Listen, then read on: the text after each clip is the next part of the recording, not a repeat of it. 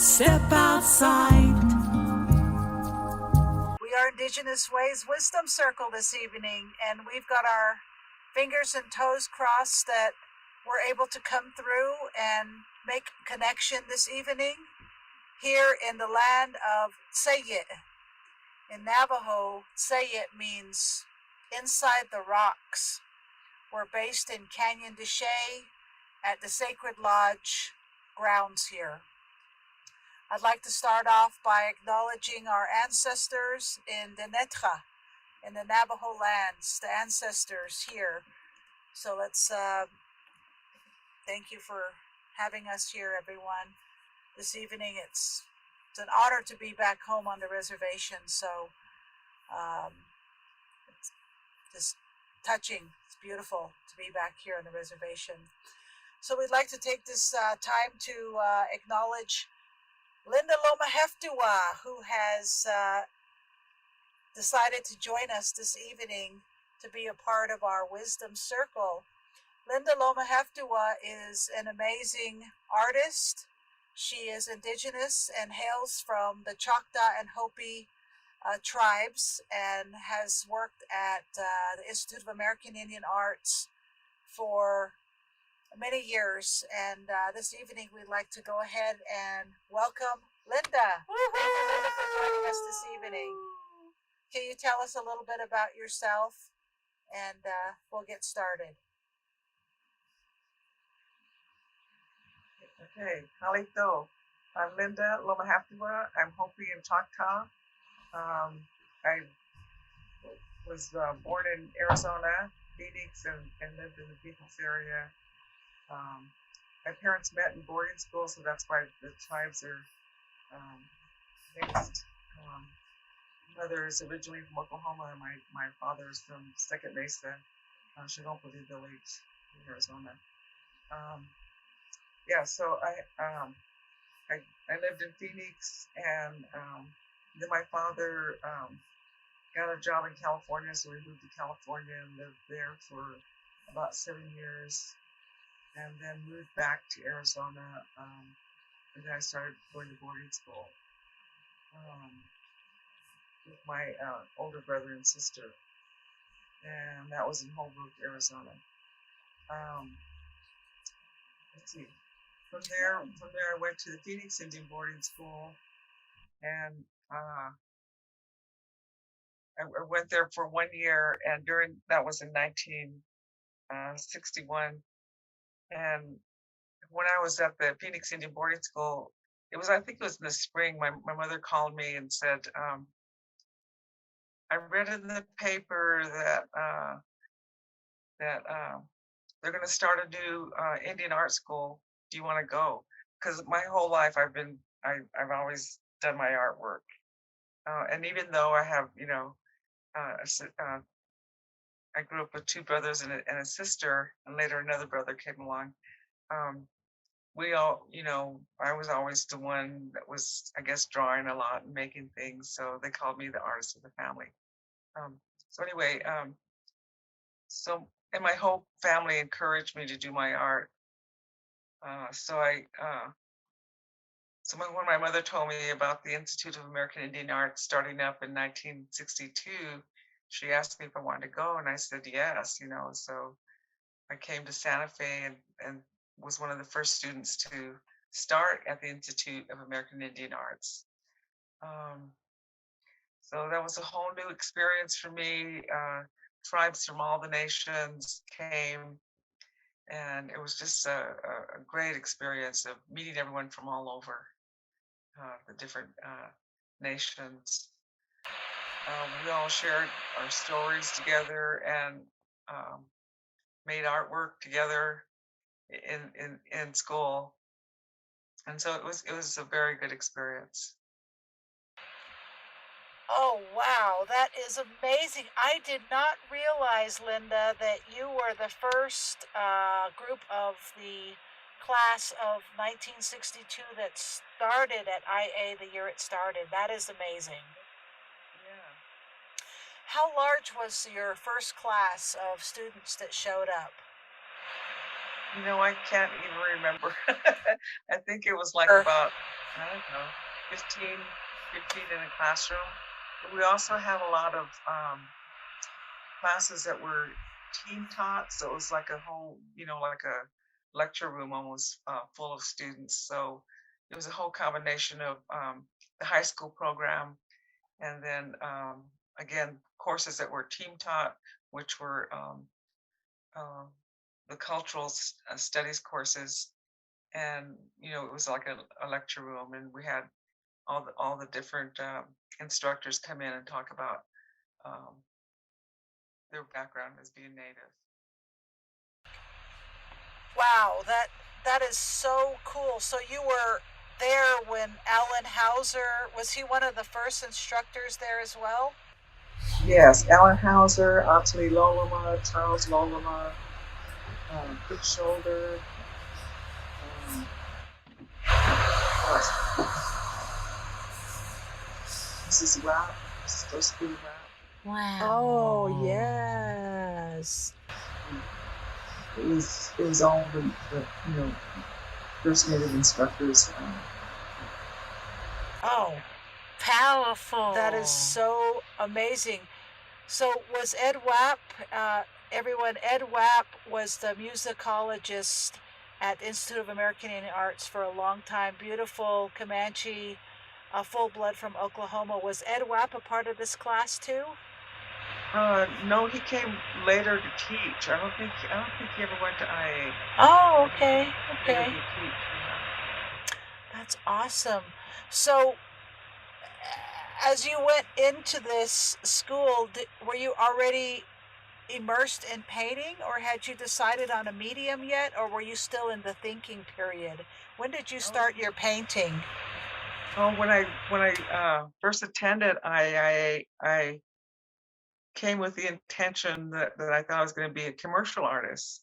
So all my of course the high school academic program and then the art classes were I took a lot of lettering classes and uh, drawing classes with Kay Weiss, photographer.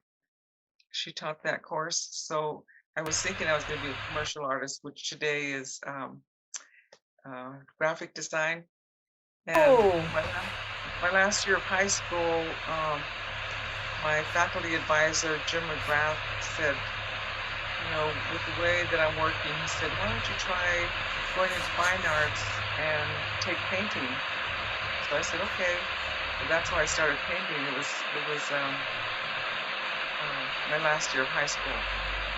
So in the studios that we were like sectioned off into kind of cubicles like, mm-hmm. but we were all in the room together.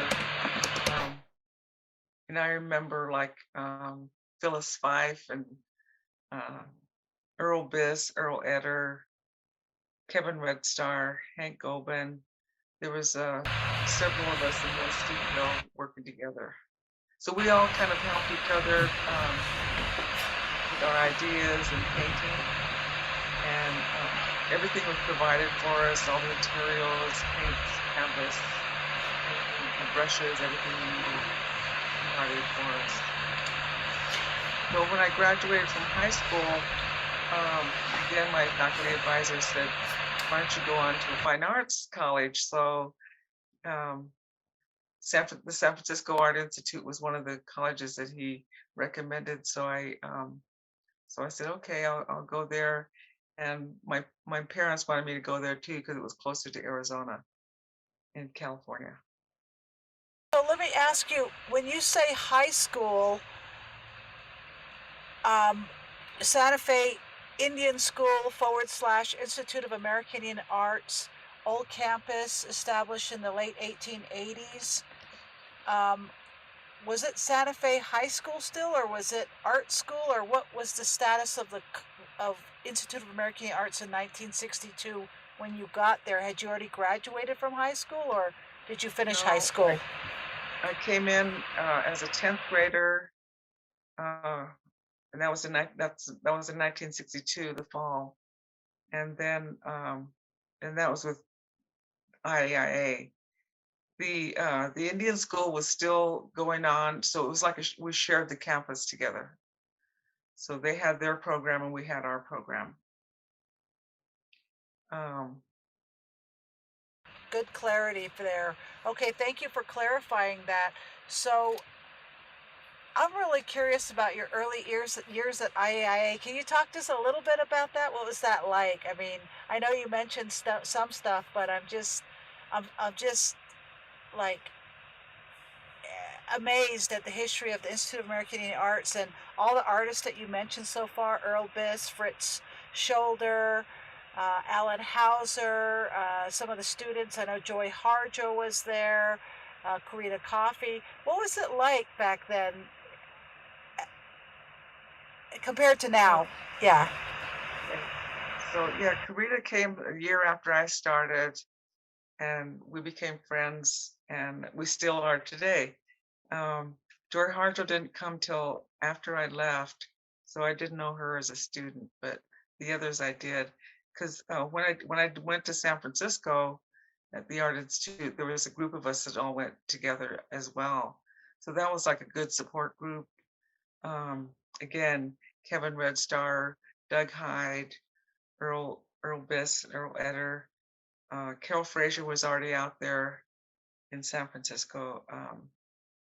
So that support group was really helpful and kept me in school, kept me going. Um, but again, like that experience of being around everyone and all their different cultural ways was really a whole good experience of learning from each other uh, the stories of our people. Yeah, because 62, 63, 64 was, when civil rights was in full swing and music took a big turn from big band, um, Dadaism, and poetry with Allen Ginsberg came around, and all of a sudden the rules of poetic genres changed, and so much was happening. The Vietnam War was happening. So I imagine a lot of the Native American students that showed up and congregated in one area, not only for living, but for education and creative purposes. I imagine that there must have been a real sense of camaraderie, like, we've got this. Let's create, let's paint. Tell us a little bit Yeah. about. Oh, go ahead. Well, I was going to say the civil rights and all that, and all that started when I was in San Francisco. So there was a Oh, lot of, like peace marches, and that was like in '65 so at the IA campus, that didn't happen until later. oh, And I was in San so Francisco at the time. Oh, so you were in San Francisco in '65? Yeah. Okay. Yeah, I think my mom was there then too, and she's on with us tonight. Hi, Mom. We're in the same town. She's like across town from us right now. Yeah, I think my mom was in San Francisco in '65. I wasn't born yet, but so out of all those artists and teachers, who inspired you to paint, and how did you learn to paint? Talk a little bit about that. Well, actually, when I in the painting, when I was taking painting, I just like I said, we kind of like uh, watched how each other painted and picked up different techniques, like doing textures and applying paint. So we kind of all learned from each other. Um, but I I always kind of went back to thinking about people that I really admired their work was Fred Cabot from our village at Hopi, and I really liked his paintings and how he portrayed the dances, the ceremonies, the people in the village. So I always thought about that, and again, thinking about um, the seasonal ceremonies that take place at Hopi. I thought about a lot of that and how I could use that in my those images of ceremonies in my work. And my work isn't really, it's not realistic, it's abstract. So colors and design, I pay attention to a lot of that. I in the newsletter that I put out a few days ago leading up to this wonderful event tonight, I talked about the countless students, undergrads and grads, that have studied your work. And I said worldwide because that's what I heard. Um, so tell us about when you left IAIA and went with that basic, you had something, you had some technique, you had some skill, and then you went into your San Francisco Art Institute experience. Can you talk about what that was like, going from little Santa Fe to big city San Francisco, and how did that city experience influence your artwork, or did it influence your artwork, or all the stuff, as you said, the civil rights stuff that was going on, and then of course there was the hippie movement and all these amazing performers that were congregating, Janis Joplin and so forth. Did you tell us a little bit about that? That is so exciting. Yeah, when I first went to San Francisco, my first experience of being in a big city like that, it was very scary. I didn't, uh, it was just scary. You have to find your own place to live. Um, but the thing that kept me going was that support group of the other Native students that were there, because we all were in the same boat together. We all had to find our way around in the school and find our living housing. So knowing that the group was at the school uh, reassured me that I could do this too. So once I got to the school and started in with the classes and everything, having that support group of those guys, everyone was really helpful. What was I going to say? Um, I forgot what the other question was you asked. Oh, well, there was a lot of stuff happening in San Francisco. I'm an avid reader, and what really turns me on is history, especially Native American history. So I read a lot about San Francisco, and I know that San Francisco was one of the hubs that the federal government moved Native Americans, and I think it was the 1954 Relocation Act, where they took a lot of indigenous people like Dennis Banks and some of those guys off the reservation and relocated them to get them to learn a trade or something like that. And I know that San Francisco was a big place for an Indian center there. And then the Alcatraz thing happened, where there was some kind of some Native Americans said, "Oh, the treaty says unoccupied federal territory can become taken by Native Americans can move there." Were you a part of that, or did you know that was going on at the time? Like John Trudell and all those guys that went out to hang out on Alcatraz. Were you? Did you go there or experience any of that? Yeah, I knew all that was going on, and I did go to the island a couple of times, but I was in school, so Yeah. I couldn't, stay there and press with everyone else. I just went just to see what it was all what it was like over there, and but and I used my artwork for some of the fundraising things that they had, art shows to raise money to help them with the food costs and everything. Oh, wow, that's amazing. Yeah, I don't know if you have had a chance to read Tommy Orange's book, There. There's Yeah, some real, oh, you did read it? yeah, Yeah, he did some really nice excerpts of the island. So I went, man, he must have studied the whole grounds there or had some relatives there at the time, because it is yeah, fiction, but it just kind of took me there, and it was yeah. beautiful. Yeah, it was really cool. Um, so let's move into your experience. I know we're running out of time very quickly here. So let's move into your becoming an artist And before we move into your teaching experience, as you learned the the art and all the techniques and colors and texture and all that stuff, did you also get some kind of marketing training to be able to do like a business and get yourself out there? Did any of that come? How did that look like back then? Because I know they have that at IA now.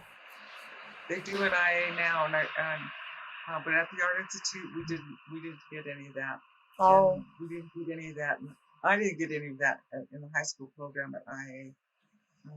But they did. I think they did have a small business course, but I never took that one. Mm-hmm. Um, and I think that was more for postgraduate students. But at the Art Institute, we were discouraged from selling our work. So it was mainly just art for art's sake.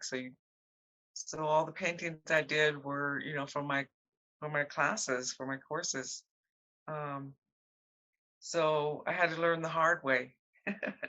And the thing is, even though it was discouraged to sell your work, the group of us that were there, we were uh, we were getting invited to be in art shows because we're young contemporary Native artists, so we would have art shows, in DC and some in the Bay Area. Um, and then some at some of the universities. And we did sell our work, so that really helped. Um, you know, with being able to pay our rent and buy supplies. Absolutely, and the best of the best. Oh my God, Earl Biss, are you kidding? I mean, that guy was just woo, wild child, but his paintings were just woo. I loved Earl Biss. I actually met him in a restaurant when I was working at Steaksmith, and I said, "Are you Native American?" I was his cocktail waitress, and he looked at me and he went like that, and I went, "What tribe are you?" And he goes, "Caw, caw." And I go, "Are you a crow?" That was the kind of guy he was then. So yeah, that's amazing. Yeah, because we hired a student for our summer festivals in Santa Fe from IA to do some videography work and editing from the IA cinematography department. And I said, "Would you mind sending me your resume?" And oh my God, Linda, he sent us a resume and it was just like completely digital and it was a whole new resume experience. And I went, wow, this kid is getting the top marketing, how to get his work out there. I told him, I said, "You're going to have a big career in cinematography." Because when I looked at his work, I just went, man, this kid, he's got the eye, he's got the professional marketing background. It's like 19 years old, right? So yeah, that's pretty impressive that IA's doing that for the students these days. It's like it's a whole different world of technology now. It's like Gen Z now. Is that what it's called? Gen Z? Yeah, it sure is. And with social media, that's really helpful too, because you can get your work out more than um, you know, back when I was first started, all we had was slides that we would send out. So there wasn't social media. It's much faster now. But Uh, yeah, they have a good background. They have good courses for business and um, teaching students how to market your work. that is that is that is key because a big room full of art and nowhere to sell it. It's like that kind of, I've heard stories like that too. So now for real, moving into your teaching career, did being a Native American with a really strong foundation such as what you have, I mean Choctaw and Hopi, I mean those two tribes, oh my God, um, did that influence you being a teacher, having Native American students, do you think? I know, of course, IA is open. Let's just get that out there. IA is open and welcomes everyone, but we know that the majority of the students are Native American and, of course, exchange students from all over the world. Did that influence you in any way? For teaching, Yeah. um, I, I I hope that it did. I mean, I hope that being a native instructor was helpful to the students because I always try to encourage the students again to uh, use their cultural background for ideas for anything, any form of art, whether it's writing or photography or painting or drawing. You know, it's uh, we all have strong stories to tell about our history of our people. So there's so much information that you can use in many art forms. So I didn't get asked too many questions because you're teaching a course of study that it's basically learning about techniques and things. So, um, but whenever I could, I would always talk about my background. Right. Yeah. Um, yeah. The qualifiers, absolutely, because a lot of us Native Americans, when we get to IAIA, we have no trust. It's like, whoa, coming off the res. It's like, why should we trust you, and why should you trust me and that kind of thing. But just going, Choctaw Hopi, and it's like, oh yeah, right on. That's cool. So that beautiful piece behind you, that's your work, I'm assuming. No, that's my brother's work, Dan Oh, Lomahaftewa. oh, it's nice. I love the colors. He was living here. Yeah, he passed away in 2005. But this painting is about when he was married up at uh, northern Utah, Fort Duchesne, and so he was able to go to a lot of the petroglyph sites up in that area, and this is one of the areas that one of the petroglyphs that was, as you can see, it was graffitied over, and that's what he was trying to say, that there's this beautiful petroglyph site, and then the people that own this land wrote on top of this petroglyph, it's the petroglyphs. It's just a crazy thing. Wow. This is kind of fun. That reminds me of one time I was on tour with Elena through Australia. We went to Uluru, Uluru, and there's this big rock there. They call it the male rock, the Aborigines, sign for Aborigines. And they we went, and we were so excited to be at Uluru, the rock, right, Ayers Rock. And I saw this group of people and this guy talking about the petroglyphs inside, and it was various handprints and Aborigine art. So I just jumped in there, and I was just standing there listening to him. And then I asked him a question, and he looked at me and he said, "You're not part of this group." And then he went on talking and wouldn't acknowledge me. And as a Native American going all the way to Australia to go see this rock, I was kind of hurt. So I saw this guy, he was an Aboriginal guy, an elder, and I went up to him and I said, "Hi, mate, thank you for welcoming us into your country." I said, "Can you tell me about that artwork?" And he just went off and he started talking about the ancestors and the art. And I got it straight from the Aboriginal man. And then he started telling me a bunch of other stuff, which I won't talk about right now because it's your show tonight. But that was really interesting. Yeah, that happened. So, um, let's talk about you, Linda. Throughout your phases from high school, taking on painting, to your San Francisco art experience. I know painters like Rachel Pablo, one of our board members, has studied you extensively and your movements throughout the generations that you've been painting, which is 60 plus years and still going strong. Yes, Linda, can you talk to us a little about some of those different changes that have happened within with your artistic momentum, like your styles, and can you talk about any influences on that? Yeah. Um, Well, I have to say that, like, when I was in San Francisco, in the classes, you have to, we had models in all the classes. So, I did all that. And then I got to a point um, where I was homesick a lot too. So I thought about Arizona and the sunsets and seeing the sun all the time. And so I started doing a lot of landscape paintings, very abstract. Um, and and they were large paintings. So I had fun doing all of those.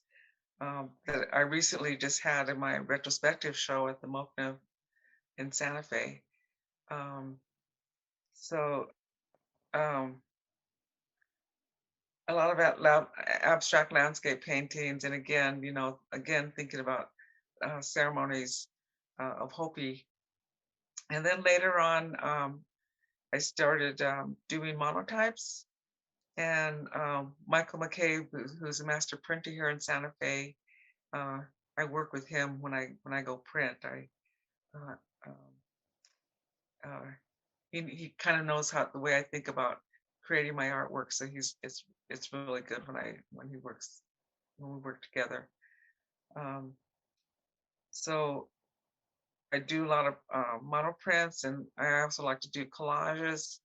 So I do painting and collage on a small scale now.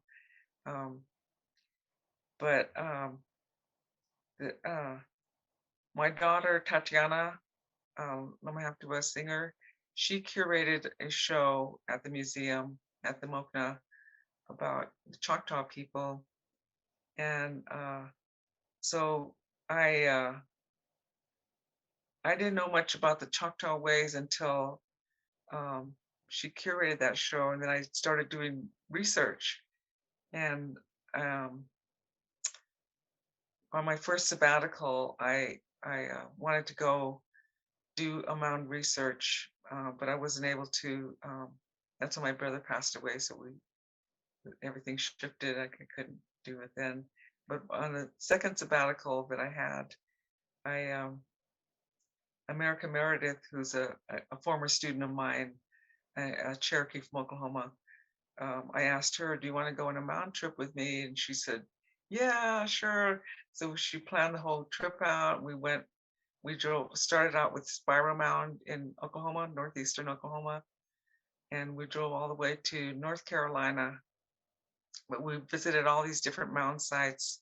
Of course, we had to go to Mississippi, the original Choctaw mound site, Mother Mound, we call it Mother Mound, Nanawaya, and then we visited all these other states along the way, the different mounds, and then all the way to North Carolina, which was to her Mother Mound site in Cherokee, North Carolina.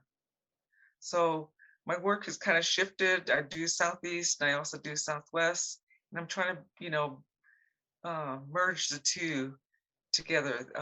There's a lot of symbolism that's similar. So I'm trying to figure out a way to pull them all together. There's also other cultures that, again, that I've studied along the way. So uh, a lot of those symbolism. Some of them are really universal, like the spiral and the concentric circle. Um, there's a lot of similarities in other cultures as well. Absolutely, absolutely. The the sign for forever, nonstop. The Maoris have that, and certainly the Aborigines have the aerial view looking down, Dreamtime. I think that's really fascinating art that I've seen a lot of. Um, so, since we're running out of time, and I want to let some people come in and say hi to you and ask you some questions, I'm not sure who's all here tonight, but I just wanted to leave you with one last question. What is your definition for thriving in purpose? Um, keep strong and keep going. And pray every day. That's what I do. That's that's beautiful. That's beautiful. That's we're definitely on a prayer with this trip here in Chinle. It's a prayer, and that's good. That's good. Thank you very much, Linda. And before I had, oh, did you want to say anything before we turn it over to Elena? I was just going to say prayers to you too for keeping it strong as well. Yes, we wouldn't be doing any of this without all of you. Thank you. Without the artists, without the elders. Our most sacred hat goes off to our elders, most sacred in our heart. I have so much respect for you, Linda, for being 60 years strong, making art and still going. That is like unshakable. That's like my best friend Richard Erdos, Erdoes. He passed on July 14th, 2007 at 96. And he published his last book at age 92 and stayed working for the New Yorker until his mid 90s. So keep going, keep going, keep going. Much respect to you. Thank you so much. And I'm not sure how to say thank you in your language, but right here in Navajo country, we will say, Ahiet, Ayusabe. Big thank you from the heart all the way. I'm going to pass it over to our beautiful Maori Samoan, beautiful being here that's on the Navajo Nation with all her ancestors here with us on the Navajo Nation, gracing us here. Thank you. Thanks Go ahead, for Elena. that, Tash, and huge Squally. shout out to you, Squally. Linda. Thank you so much. We couldn't have anyone better in celebrating Women's History Month with the archive of experiences that you come with, not only as an educator that you've shared with us this evening, but also the art that you have done that has influenced so many people here on Turtle Island and throughout the world.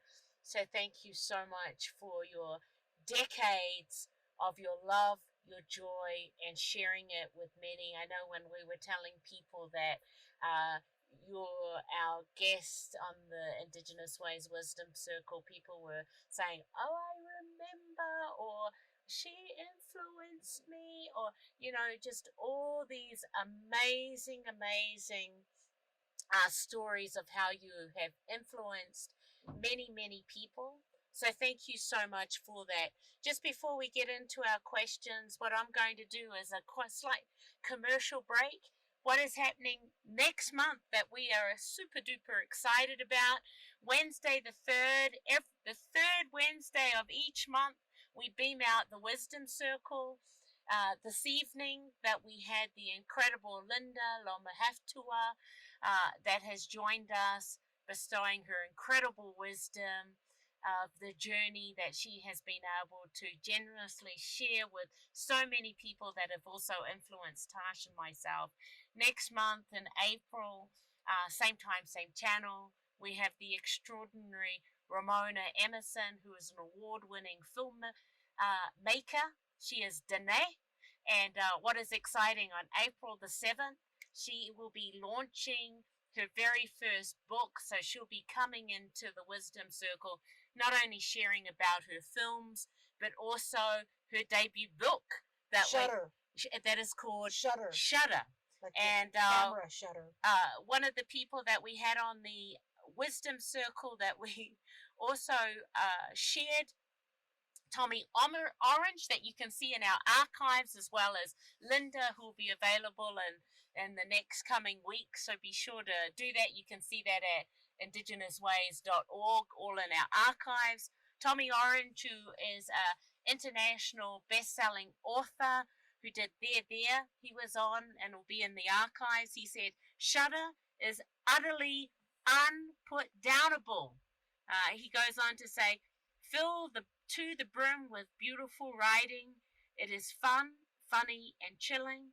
This is a story that won't let go. You won't let go long after you have finished. Wow. So please join us next month in April with the extraordinary Ramona Peter Emerson, who'll be sharing about her debut book.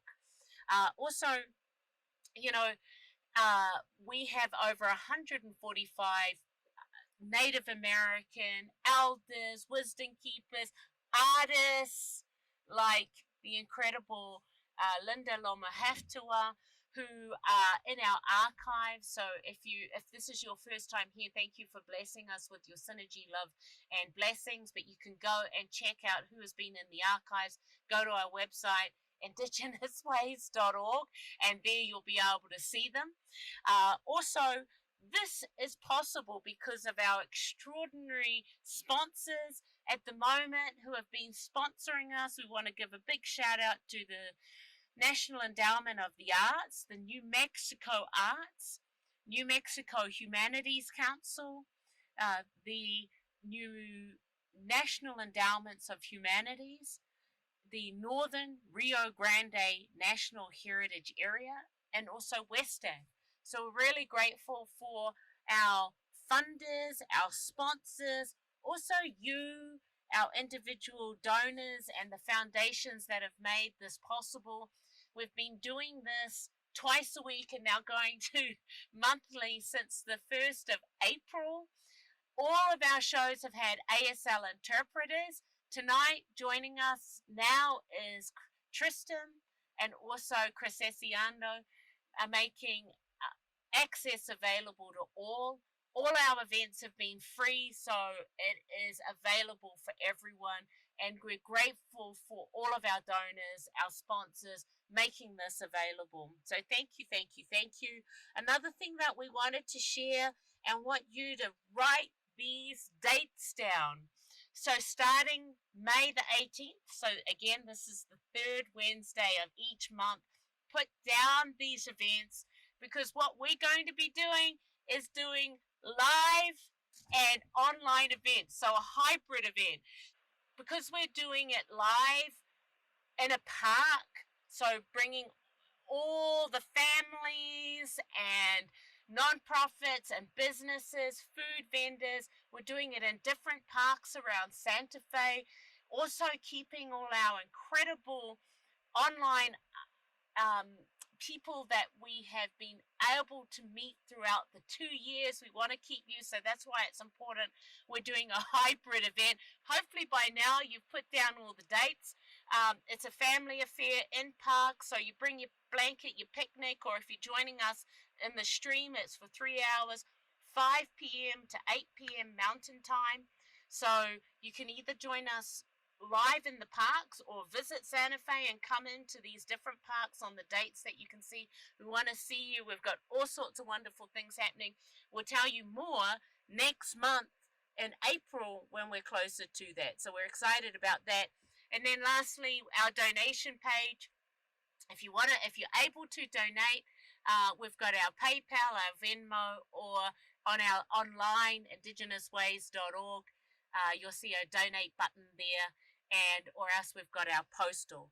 This is that great time now for our people in Zoom. If you want to come and say g'day or speak to the legendary Linda Lomahaftewa, now's the time. If you're in our social media, Amy that was there said thank you so much for blessing us, Linda. So if you've got a message that you want to share in our social media, please do that. Send a little message to Linda and all of us, because we want to be able to say hi to you and all of those wonderful things too. So in saying that, Tash. All right, that was a mouthful. Thank you very much, Elena. She's got all this stuff going on. She's got the MacBook Pro down here. She's got the whatever that is over there. We've got you over here. I've got this on airplane mode so it doesn't mess up the Wi-Fi signal.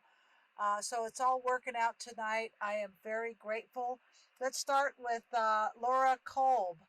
And she's asking, she'd like to, this is our sister from Ohio, and she's also an artist. And she works with Native American deaf, hard of hearing, and blind people in the city. And she has this beautiful workshop with a bunch of art that she presents for healing and recovery. So hello, Sister Laura, Deaf Think Positive. She wants to see some of your artwork, Linda. Can you tell her where to go, or can you like grab one of your paintings real quick and go like this? I don't have anything right here, but I let's see. I'm in the Gallery Hojo in Albuquerque. So Oh, you can look that up. Um, my retrospective show will be traveling, but it won't. It's on hold for right now because just everything happened with the pandemic schedule. So it's on hold for a while. It'll start to tour, I think, 20, 2024, and hopefully a catalog will be out by then. all right. That sounds great. Okay, Laura, there's your answer. Thank you, Laura. We love you. We miss you. So, next question. Carla from Albuquerque. Carla M., would you like to say hi to Linda? Yes. Hi, Linda. Hi. I got so much out of your history and just what you have contributed, and being in San Francisco and on the ground floor and just everything. And I'm just so impressed. I just have enjoyed it so much. And can you tell me again the name of the gallery in Albuquerque? It's Gallery Hojo. It's at Okay. the what's that? What's the name of that hotel? It's in that hotel area. I know where it is by Starbucks. Hang Oh, on, here it comes. Oh, I bet I'm going to wake up in the Nativo. middle of the night. Nativo. No, Choctaw. Um, It's across from Sawmill, the Sawmill building. Oh, is it the Sheraton? Is it at the Old Town It's Sheraton? It's Or next to the Hotel Chaco. Hotel Oh. Choctaw. Ah, yeah. it's like Pueblo Cultural Thank Center. you, Matthew. Okay. That would have killed me.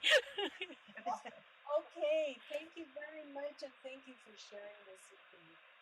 Thanks for being you. here, Carla. I'll Great to check it see out. you. All right, let's go on to Thank you. Matt. Thanks for the invitation. Oh, sorry to interrupt. Let's go to Matthew. I didn't really have a question. Okay. But Linda, I used to hear that you used to lock your students out of class when they were late, and as a professor, I'm just really curious about this. Well, wait, what did you guys say?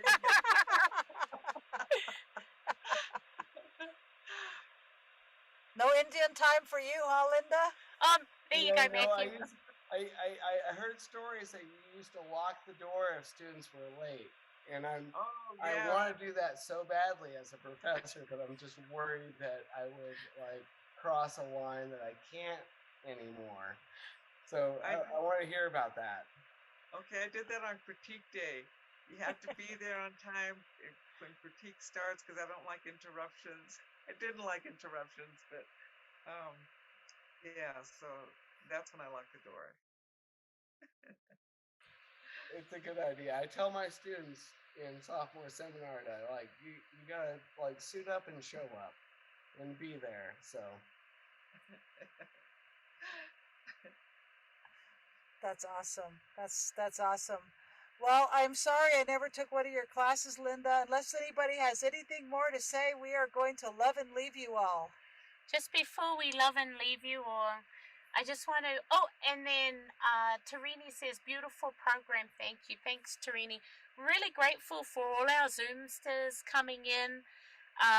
Really appreciate you all here with us at this moment, whether you're joining us live through our social media platforms or watching the recording, which it will be on our website. So thank you so much for your time and essence and blessing us. We've got this wonderful makeshift studio that we've done because we're sitting in a truck in the car park. The mouth of Canyon de Chelly. The mouth of Canyon de Chelly. We're very impressed because last time we did this, we were in and out, but we've got a different host, which is really wonderful. We're here on the Navajo Nation for the week simply because we've been delivering over 1,000 pounds of organic pork and beef, thanks to a wonderful person, Steve, who donated it from Santa Fe. So we've been grateful to visit all the elders in the remote areas. And we want to thank everybody. And I just wanted to thank our beautiful interpreters. We love you. We really, really love you a lot, Cress and Tristan. Thank you for the work you do. And before you thank Linda and close us out, Tash, Sarah, who was in Zoom and wanted to say this, so I got to catch it before it goes. She says, thank you, Linda. Great to see and hear you. Beautiful history. Yes, and I see Destiny Rushing says, awesome program, Linda. Thank you for speaking. And we didn't get to our Facebook page because we're limited with our capacity here. But thank you all. We love you. And Linda, we love you. And Sarah, would you like to say something real quick? We've got a couple of minutes left. Oh, this is a fabulous program, and I just look forward to seeing some of your art. You have an incredible history, and it's great that you're sharing that with us tonight. So thank you, and stay well. Thank you. Yeah, thank you, Sarah, and we love you too, Sarah. So everybody, eat, rest, get lost in a Netflix series. We'll be in touch, and we'll stay in touch, and we'll be sending out a newsletter very soon. And on that beautiful note, everyone, let's give it up for the one and only phenomenal, extraordinary, powerful, elder, woman, native woman, the one and only Linda Lomahaftewa! Thank you. Touch the earth.